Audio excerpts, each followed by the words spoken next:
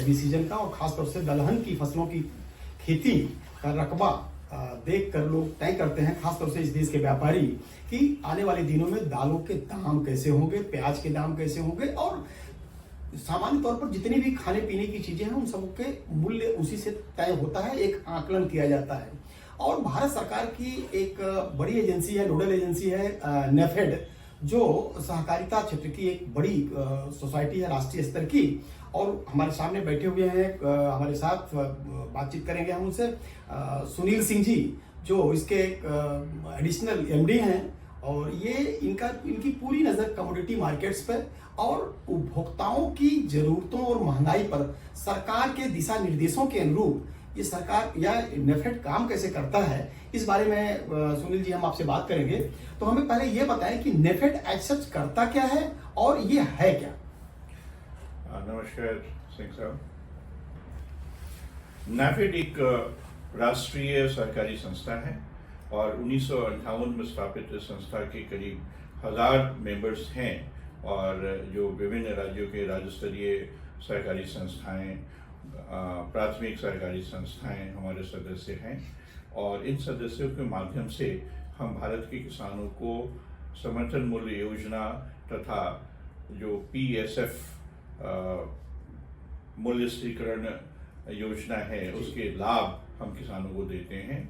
वर्तमान में हम दलहन तथा तिलहन के जो 16 किस्में हैं, उनका 16 फसलें हैं, उनका हम उनकी खरीदी की व्यवस्था रखते हैं, और अपने कोऑपरेटिव चैनल के माध्यम से पूरे भारतवर्ष में हम किसानों को समर्थन मूल्य दिलाने का प्रयास करते हैं। ये जो पैक्स की कितनी भूमिका होती है, क्या पैक्स भी खरीद में उतरती है, या सहकारी समितियों के मार्फत नेफेड खरीद करती है, या व्यापारियों के मार्फत खरीद करती है, या मार्केट में खुद उतरती है? क्या प्रोसेस थोड़ा समझाने की कोशिश। देखिए, ये हमारा बहुत एक क्लियर डिफाइंड प्रोसेस है। ये 3 टायर स्ट्रक्चर है।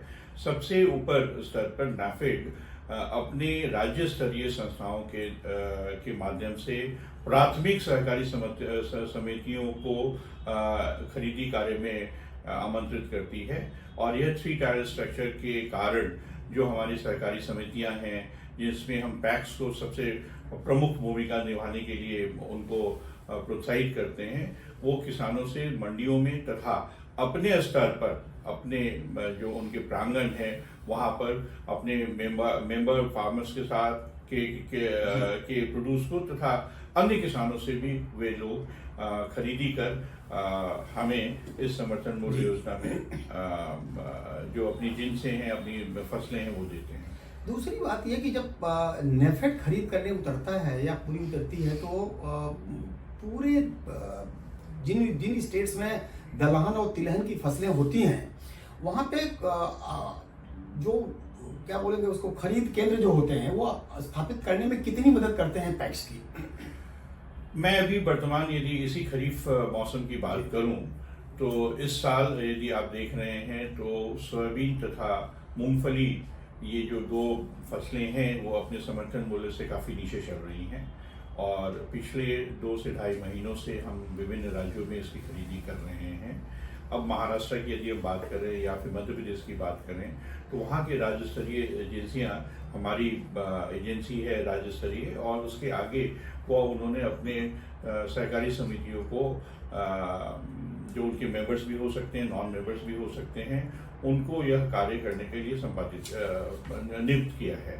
अब ये एजेंसियाँ आप हर जिले में जहाँ जहाँ पर प्रोडक्शन सेंटर हैं, उनको राज्य सरकारों के साथ मिलकर के यह चिन्हित किया गया, जिससे किसानों को ये सुविधा हो कि वो ज़्यादा उनको ट्रैवल ना करना पड़े और उनके फार्म के नज़दीक ही खरीदी व्यवस्था की जाए। ये बहुत अच्छी। और इससे क्या होता है कि क्योंकि किसानों को जो न्यूनतम समर्थन मूल्य मिलता है वो पूरे प्रदेश के लिए, पूरे भारतवर्ष के लिए एक है, तो यह नहीं निर्भर करता है कि वो फलना मंडी में जाएंगे तो उनको ज़्यादा रेट मिलेगा या इस मंडी में जाएंगे तो कम रेट मिलेगा। उनको ये सुविधा ये होनी चाहिए कि उनके जो निर्धारित मापदंड हैं, जैसे सोयाबीन का मापदंड है, जो आपका मूंगफली का मापदंड है, उस मापदंड को पूरा करते हुए, या उनकी जो कितनी उनकी खेती है, उनका कितना उत्पादन है, तो ये हम सुनिश्चित करते हैं कि उनकी खरीदें सुचारू रूप से होती रहे। उसके लिए हम अग्रिम में उनकी पंजीकरण कराते हैं, और वह पंजीकरण बहुत पारदर्शी तरीके से होता है। ई स्मृति पोर्टल हमने डेवलप किया हुआ है, जिसमें किसानों का रकबा, उनके खेत का विवरण, कितना उन्होंने उसका उत्पादन किया, और वो सब ऑनलाइन और पोर्टल के जरिए ही हम संपादित करते हैं। और आपको यह जहाँ बताने में हमें बहुत खुशी हो रही है कि अब हम किसानों को डायरेक्ट पेमेंट उनके बैंक अकाउंट में दे रहे हैं। पहले क्या होता था कि पहले हम राज्य स्तरीय समितियों को देते थे, वो आगे अपने प्राथमिक समितियों को देते थे, जिससे काफी समय लगता था। इस समय को कम से कम करने के लिए तथा पारदर्शिता बनाए रखने के लिए यह नाफेड का प्रयास रहा है इस विगत 2 सीजन से, कि उनको डायरेक्ट भुगतान किया जाए। जी, एक सवाल, देश में जो हमारे यहाँ दलहन फसलों का उत्पादन होता है, उसमें सबसे ज्यादा बड़ी दाल कौन सी है, किसका कंट्रीब्यूशन सबसे ज्यादा होता है, वो किस रेंज में? जैसे जो आमतौर पर जाना जाता है कि चना सबसे ज्यादा पैदा होता है, तो आप अगर बताएं कि कौन कौन सी फसल बढ़ी है, इसके बाद फिर कौन सी घटती जाती है, किसकी डिमांड ज्यादा रहती है, और हमारे यहाँ उत्पादन कितना होता है? देखिए, जो हमारी दलहनी फसलें हैं उसमें 5 प्रमुख दालें हैं। चना, मसूर। चना एवं मसूर रबी सीजन की फसल है, और खरीफ सीजन में आप उड़द, मूंग तथा अरहर, ये 3 फसलें हैं। मूंग अब भारतवर्ष में 3 सीजन्स में होने लगा, कहीं कहीं रबी में भी हो रहा है। और आप यदि मध्य प्रदेश की बात करें तो ग्रीष्मकालीन जो मूंग कहते हैं, वह काफ़ी मात्रा में मध्य प्रदेश में हो रहा है, हरियाणा में भी हो रहा है। और यदि हम अरहर की बात करें तो वो प्रमुख राज्य उसके महाराष्ट्र, कर्नाटक, आंध्र प्रदेश, मध्य प्रदेश, थोड़ा बहुत उत्तर प्रदेश, इन राज्यों में होता है। और जैसे आपने ये सवाल किया था कि कौन सी फसल और कौन सी दलहन सबसे ज़्यादा पैदा होती है, मैं आपको ये बताने में मुझे बहुत खुशी हो रही है कि जो हमारा चना है, चने की फसल भारत में दलहनी उत्पादन का करीब करीब 48 से 50% शेयर रखता है। उसके बाद अरहर करीब 35 से 36 लाख मेट्रिक टन का उत्पादन होता है, जिसका शेयर 22 से 23% है। उसके बाद आप मूंग की बात करें, उसकी करीब करीब उत्पादन 24 से 25 लाख मेट्रिक टन की होती है। उसके बाद आप मसूर की बात करें तो उसकी भी उत्पादन 14 से 16 लाख मेट्रिक टन होती है। उड़द की भी उत्पादन 21 से 22 लाख मेट्रिक टन होती है। तो करीब कुल मिलाकर के भारतवर्ष में अभी तक अधिकतम जो उत्पादन देखा गया वो 27 मिलियन मेट्रिक टन गया है। लेकिन यदि हम एक एवरेज की बात करें, 3 से 5 साल की एवरेज की बात करें, तो हम अभी तत्काल में 25 मिलियन मेट्रिक टन के उत्पादन पर हैं। परंतु हाँ, मुझे पता था आप ये क्वेश्चन करेंगे। तो डिमांड की जहां तक बात है, वो करीब करीब 30 मिलियन मेट्रिक टन पहुंच चुका है। और यदि हम इस साल की ही आयात की बात करें तो करीब 4.5 से 5 मिलियन मेट्रिक टन का आयात हो चुका है, जिससे आप ने देखा होगा कि थोड़ी सी फसल इस बार चने की कम हुई, अरहर की भी कम थी, उड़द की भी कम थी। लेकिन उसके बावजूद भी जो भारत सरकार की आयात नीति रही है, जो समय समय पर इसका आकलन किया जा रहा है और बहुत सूझबूझ से जो आयात नीतियां तय की गई हैं, इससे किसानों को भी घाटा नहीं हुआ तथा कंज्यूमर्स को फायदा ये रहा कि आपकी जो इम्पोर्ट है सुचारू रूप से चलती रही। ऐसे कौन से बड़े देश हैं जहां से हम आयात करते हैं दलहन? उन बड़े देशों के नाम जरा बताएं। देखिए, यदि हम बात करें, अभी तक ट्रेडिशनली म्यांमार हमारा सब काफी पड़ोसी देश है, और वहां से आप अरहर तथा उड़द बहुत मात्रा में आयात करते रहे हैं। बहुत सालों तक हम म्यांमार पर निर्भर होने के साथ साथ जब हमारी मांग बढ़ने लगी तो अरहर की उत्पादन कुछ अफ्रीका देशों में भी काफ़ी अच्छी तरीके से होने लगा, जिसमें मलावी, मोजाम्बिक, टंजानिया, ये प्रमुख देश माने जाएंगे। उसके छिटपुट केन्या तथा सूडान में भी इसका उत्पादन होता रहा है। यदि हम मसूर की बात करें तो मसूर प्रमुखतः दो देशों से आता है, वो है ऑस्ट्रेलिया तथा कनाडा। लेकिन कुछ सालों से ये हमारा प्रयास रहा है और इसमें मुझे बताने में खुशी हो रही है कि जो हमारी जीपीसी तथा अन्य अंतर्राष्ट्रीय सम्मेलनों में बहुत देशों से मुलाकात होती रही है या जिनसे भारत अपने संबंध बनाए रखता है, तो वहाँ पर हमने कजाकिस्तान तथा रशिया में भी मसूर उत्पादन को बढ़ावा दिया है और वहाँ के कुछ जो पीक्यू या ऐसे प्रॉब्लम्स थे उसको भी पिछले 2021 में उसको ठीक ठाक किया गया, जिससे हमें ये फायदा हो कि हम बहुत बड़े बड़े देशों पर ही आश्रित ना रहें और हम सिंगल ओरिजिन पे ही आश्रित ना रहें। और इस कदम में मैं आपको ये भी बताना चाहूँगा कि पिछले 2-3 सालों में देखा गया था कि हमारे पास केवल उड़द का जो सोर्स म्यांमार था, तो काफ़ी ऊंचे रेट पे हमें वहाँ से इंपोर्ट करने पड़ते थे।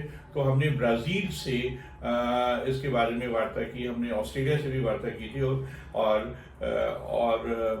इवन अभी जो हाल फिलहाल रशियन डेलीगेशन भी आया था उससे भी वार्ता हुई थी।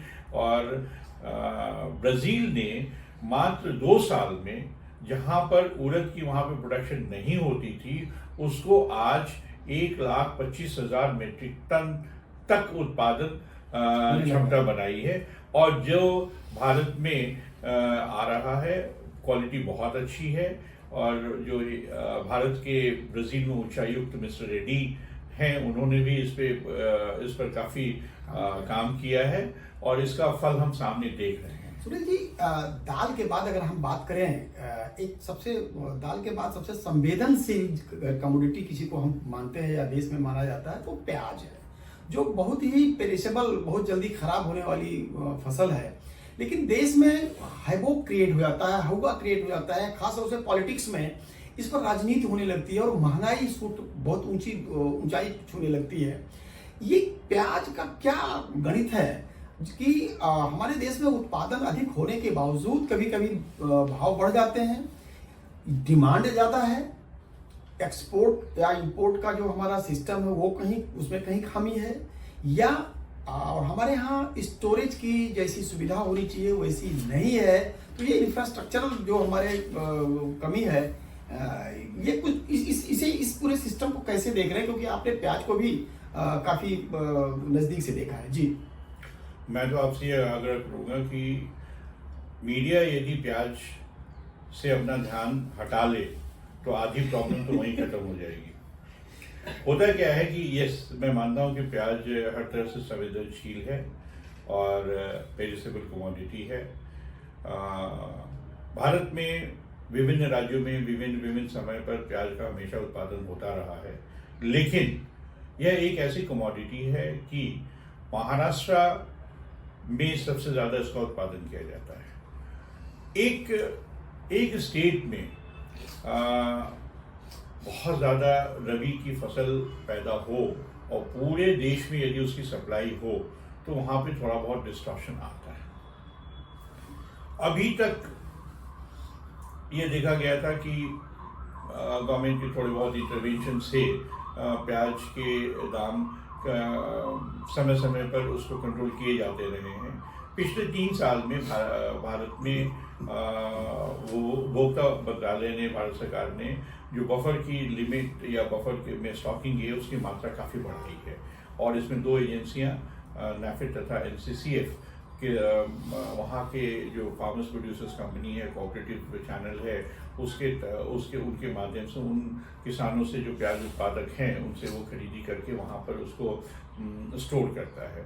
लेकिन जैसा आपने बताया, इसमें बहुत सारे चैलेंजेस हैं स्टोरेज में।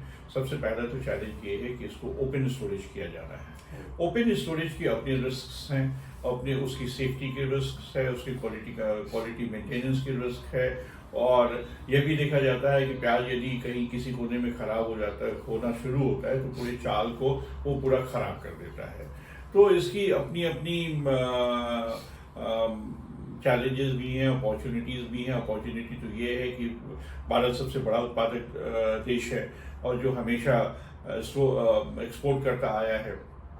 लेकिन ये बात तो ये भी सही है कि कभी कभी वेदर के कारण कभी प्रोडक्शन कम होने के कारण, और कभी इतना ये फोकस्ड आइटम है कि अपने आप में अटेंशन ड्रॉ कर लेता है। जैसा आपने कहा है कि इसमें बहुत हमें काम करने की ज़रूरत है। अभी तक प्याज के रिकवरी परसेंटेज डिफाइंड नहीं थे। जब आपको यह बताने में मुझे खुशी हो रही है कि जैसे मान लीजिए आपने 100 क्विंटल प्याज लिया, और यदि आपने उसको मार्च अप्रैल के महीने में जब रबी की प्रोडक्शन आती है तब आपने स्टोर किया, लेकिन उस रबी की जो प्रोडक्शन है उसी को स्टोर किया जा सकता है जो पूरे 6 महीने तक वो अपनी सप्लाई मेंटेन रखता है, जब तक नवंबर तक, जब तक खरीफ की फसल नहीं आ जाती है। अब उन 6 महीने में जहां पर आप स्टोर कर रहे हैं वहां पर क्लाइमेटिक एंड वेदर कंडीशंस कैसे हैं, वहाँ पे मॉइस्चर कैसा है, रेन्स कैसे हो रहे हैं, ड्राइनेस कैसा है, ह्यूमिडिटी क्या है, बहुत ऐसे फैक्टर्स होते हैं जहाँ पर उस प्याज की क्वालिटी को वो अफेक्ट करते हैं। लेकिन जब सरकारी खरीदी होती है और आप किसी के मार्फत खरीदी कर करके उसी को सुपुर्द किए रहते हैं, तो आपके बीच, आपके तथा वो जो खरीदी संस्था है उसके बीच में एक अंडरस्टैंडिंग होनी चाहिए कि वो मिनिमम अपनी रिकवरी परसेंटेज आपको क्या एश्योर करे। तो पिछले साल पिछले 2 सालों में जो पहले 45% की रिकवरी ए ग्रेड की होती थी, नाफेड इस बात पे सफल हो पाया कि उस रिकवरी को 63% तक ले गया। अब आप ये समझिए 18% की एडिशनल रिकवरी से यदि आप 5 लाख मीट्रिक टन की यदि वास्तविक खरीदी करते हैं तो आप 90,000 मीट्रिक टन एक्स्ट्रा बचा लेते हैं। परंतु ये जो बचत है यही इसी का अंत नहीं है, इसमें बहुत टेक्नोलॉजी इंटरवेंशन करने की जरूरत है, और इसमें कुछ टेक्नोलॉजी इंटरवेंशन किए भी गए हैं जहां पर सीए स्टोर की कंट्रोल्ड एटमॉस्फेरिक जो कोल्ड स्टोरेजेस हैं, जो फैसिलिटीज हैं वहां पे रखे गए हैं। उसमें यह देखा गया है कि वहां पर 89 to 90% की रिकवरी हुई है। लेकिन उन जगहों पर वो क्योंकि इसमें कैपिटल इन्वेस्टमेंट बहुत ज़्यादा है, जो उनकी रेंटल्स हैं उनके बहुत ज़्यादा हाई हैं, तो अब इसमें ये विचार चल रहा है कि कैसे इसको और किया जाए। दूसरा ये कि एक तो समझ में आ गया कि इंफ्रास्ट्रक्चरल डेवलपमेंट जितना चाहिए उतना नहीं है, अगर वो उसको ठीक कर लिया जाए तो हमें लगता है कि रिकवरी, जैसे 18% आपने कहा कि हमारी रिकवरी बढ़ गई है, तो ये और भी बढ़ाई जा सकती है बेहतर स्टोरेज के साथ। बेटर स्टोरेज एंड उसके कंट्रोल मैकेनिज्म को जी। दूसरा ये मैं कह रहा था कि क्या प्याज का उत्पादन मोनोपोली वाले राज्य, एक राज्य की पूरी मोनोपोली हो, क्या उसके पड़ोस का राज्य है, जो पड़ोस के राज्य है कमोबेश वैसे ही एटमॉस्फेयर वहां भी है, गुजरात, मध्य प्रदेश या उत्तर प्रदेश का कुछ हिस्सा माना जाता है कि प्याज के लिए बहुत अच्छा है। तो क्या सरकार का ध्यान कभी इस बात के लिए आप लोगों ने, क्योंकि नेफेड एक ऐसी संस्था है जो एग्रीकल्चर प्रोड्यूस को खरीदती है भी, बेचती भी है, एक ऐसी एजेंसी है जो किसानों से सीधे जुड़ी हुई है, क्या ये सरकार को इस तरह की सिफारिश आप लोगों की ओर से नहीं जाती है कि इन बाकी स्टेट्स में भी प्याज का उत्पादन बढ़ाया जाए, खेती को प्रोत्साहन दिया जाए, ताकि वो जो सेंट्रलाइज खरीद हो रही है, एक जगह से एक स्टेट्स की पूरे देश में सप्लाई हो रही है, ये इसमें कमी आ जाए। देखिए, जो नासिक बेल्ट है, इनफैक्ट महाराष्ट्र में भी कुछ पर्टिकुलर बेल्ट ही हैं जहाँ पर इसकी सबसे ज़्यादा उत्पादन होता है, जो नासिक, अहमदनगर, पुणे, इस बेल्ट में काफ़ी इसकी प्रोडक्शन होती है, वहाँ पे स्टोरेज भी रखा जाता है। परंतु जैसे आपने कहा कि अन्य प्रदेशों में इसको उत्पादन को बढ़ावा देना चाहिए, आपको मुझे ये बताते हुए बहुत खुशी हो रही है कि पिछले कुछ सालों में राजस्थान, मध्य प्रदेश तथा उत्तर प्रदेश में भी काफ़ी मात्रा में उत्पादन बढ़ी है। यदि आप दिल्ली के बाजार को देखेंगे तो 4 से 5 महीने की जो सप्लाई है वो राजस्थान मेंटेन रखता है। जब खरीफ फसल में राजस्थान का माल पटना तथा वेस्ट बंगाल तक तथा नॉर्थ ईस्ट तक जाता है। उत्तर प्रदेश में यदि बात करें तो मिर्जापुर, वाराणसी एरिया में काफ़ी प्याज की फसल को उत्पादन करने के लिए काफ़ी बढ़ावा दिया जा रहा है और वहाँ पर भी बहुत सफलता मिली है। मध्य प्रदेश में एरिया काफ़ी बड़ा है। आप यदि इंदौर, धार, नीमच की बात करें तो उस मंदसौर की बात करें तो उन एरिया में भी प्याज की खेती बड़े पैमाने पे की जा रही है। तो इसको भारत सरकार भी प्रोत्साहित कर रहा है और जो विभिन्न मीटिंग्स होती हैं वहाँ पर जो डिपार्टमेंट ऑफ कंज्यूमर अफेयर्स भी है वो भी एक localise production and localise consumption के बेसिस पर काम कर रहा है। सुनील जी, देश में तिलहन को लेकर के, तिलहन की खेती को लेकर बहुत जोर सरकार का है। दरअसल देश में जो खाद्य तेल है उसकी डिमांड सप्लाई का गैप लगातार बढ़ रहा है। आज स्थिति यह है कि हम 60 से 65% एडिबल ऑयल, खाने के तेल का आयात करते हैं। तो क्या भारत सरकार और यह सहकारी संस्था जिसमें आप हैं, नेफेड, इसकी क्या भूमिका है? इस जो डिमांड को कैसे पूरा किया जा रहा है, घरेलू स्तर पर जो क्या प्रयास किया जा रहा है, और इंटरनेशनल लेवल पर जो दूसरे देशों से आयात किया जा रहा है वो किस लेवल पर और कैसे किया जा रहा है, थोड़ा सा हमारे दर्शकों को बताएं। देखिए, बात तो सही है कि भारत एक बहुत बड़ा खाद्य तेलों का आयातक बन चुका है। देश में करीब 26 मिलियन मीट्रिक टन खाद्य तेलों की खपत होती है। उस 26 मिलियन मीट्रिक टन में 10 मिलियन मीट्रिक टन का घरेलू उत्पादन होता है और 16 मिलियन मीट्रिक टन के लिए हम आयात पर निर्भर हैं। उस 16 मिलियन मीट्रिक टन में 9 मिलियन मीट्रिक टन आप पाम ऑयल इंपोर्ट करते हैं, 3.5 मिलियन मीट्रिक टन के करीब आप सोया ऑयल इंपोर्ट करते हैं और उसी मात्रा 3.5 मिलियन के मीट्रिक टन के करीब आप सूरजमुखी तेल का आयात करते हैं। भारत सरकार ने इस बात को समझते हुए बजट में भी इसका स्पेशल प्रोविजन किया और मिशन मोड में इस पे काम किया जा रहा है। पाम ऑयल मिशन पे भी काम किया जा रहा है। जहाँ तक नाफेड की बात है, नाफेड भारत सरकार के द्वारा जो स्कीम है, PSS स्कीम, जिसमें हम सरसों, सोयाबीन, ग्राउंडनट, सूरजमुखी, ये जो खाद्य ये तेल वाली जो फसलें हैं उसके हम समर्थन मूल्य मुहैया करते हैं। और पिछले 2 सालों में नाफेड ने बड़ी मात्रा में सरसों की खरीदी समर्थन मूल्य में की है। अभी जो हमारी खरीद है वो सोयाबीन तथा ग्राउंडनट, ये दोनों की चल रही है और इससे किसानों को काफ़ी फायदा हो रहा है। हाँ, अब ये बहुत बड़ी विडंबना है कि एक तरफ तो भारत पे खाद्य तेलों का आयात किया जा रहा है और दूसरी तरफ हमारे किसानों को यदि समर्थन मूल्य ना मिले तो फिर इसका प्रोडक्शन कैसे बढ़ेगा।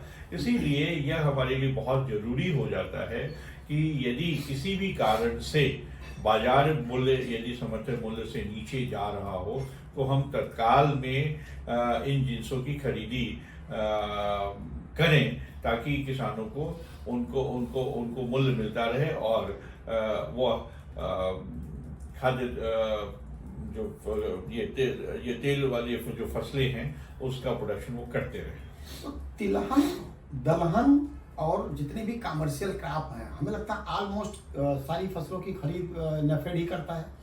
जो 23 निर्धारित जिनसे हैं जो समर्थन मूल्य योजना के अंतर्गत हैं, उन 23 में से 16 की खरीदी नाफेड करता है, जिसमें मैंने आपको बताया कि जो दलहनी फसलें हैं उसमें 5 जो प्रमुख आपके दाल हो गए उसकी खरीदी, जो तेलबिया तिलहनी फसलें हैं उसमें सरसों, आपका ग्राउंडनट दैट इज मूंगफली और सोयाबीन, फिर सूरजमुखी, सेसमी सीड और सैफ्लावर सीड, इसकी खरीदी करता है। और दक्षिण भारत में कोपरा की खरीदी हम करते हैं, जो कोपरा, बॉल कोपरा तथा मिलिंग कोपरा, 2 तरह की कोपरा होती है। बॉल कोपरा मुख्यतः या मिठाई तथा खाने के लिए इस्तेमाल किया जाता है। जो मिलिंग कोपरा होता है वह कमर्शियल यूज़ के लिए, जो इंडस्ट्रियल यूज़ के लिए तेल बनाने के लिए उन सब चीज़ों में इस्तेमाल होता है, खाद्य तेल बनाने में इस्तेमाल होता है। और वह करीब आप समझें कि पिछले साल में ही हमने 1 लाख मीट्रिक टन से ऊपर कोपरा भी खरीदा, जिससे केरल, तमिलनाडु, कर्नाटक, आंध्र प्रदेश के फार्मर्स को काफ़ी फायदा हुआ।